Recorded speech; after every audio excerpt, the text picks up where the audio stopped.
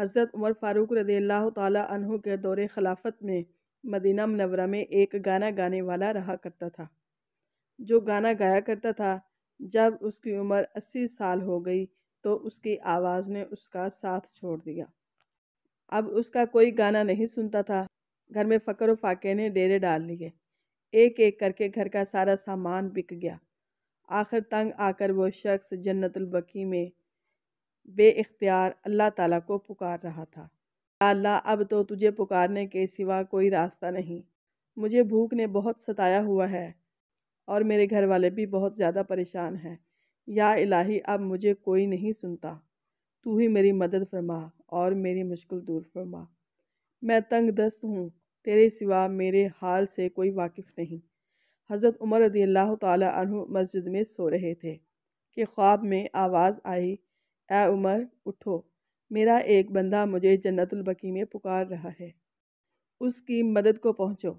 حضرت عمر رضی اللہ تعالیٰ عنہ نے جب یہ سنا تو ننگے سر ننگے پاؤں جنت البقیع کی طرف دوڑے تو دیکھتے ہیں کہ جھاڑیوں کے پیچھے ایک شخص دھاڑے مار مار کر رو رہا ہے۔ اس نے جب حضرت عمر رضی اللہ تعالیٰ عنہ کو آتے دیکھا تو بھاگنے لگا، سمجھا کہ شاید حضرت عمر رضی اللہ تعالیٰ عنہ کوڑا لے کر آ رہے ہیں۔ حضرت عمر رضی اللہ تعالیٰ عنہ نے کہا، رک جاؤ، کہاں جا رہے ہو؟ میں تمہاری مدد کے لیے آیا ہوں۔ وہ بولا، آپ کو کس نے بھیجا ہے؟ حضرت عمر رضی اللہ تعالیٰ عنہ نے کہا، جس سے تم لو لگائے بیٹھے ہو، مجھے اس نے تمہاری مدد کے لیے بھیجا ہے۔ بس یہ سننا تھا۔ دھاڑے مار مار کر رونے لگا اور کہنے لگا، یا اللہ، ساری زندگی میں نے تیری نافرمانی کی اور تجھے بھلایا، اور یاد بھی کیا تو روٹی کے لیے، اور تو نے اس پر بھی لبیک کہا اور میری مدد کے لیے اتنے عظیم بندے کو بھیجا۔ الہی، میں تیرا مجرم ہوں، مجھے معاف کر دے۔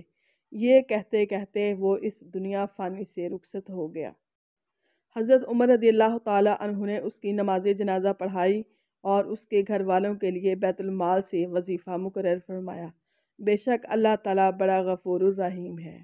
اگر ویڈیو اچھی لگے تو اسے لائک اور شیئر کریں اور کمنٹ باکس میں اپنی رائے کا اظہار ضرور فرمائیں۔ اور ہاں، ماہی 786 یوٹیوب چینل کو سبسکرائب کرنا نہ بھولیں۔ اللہ حافظ۔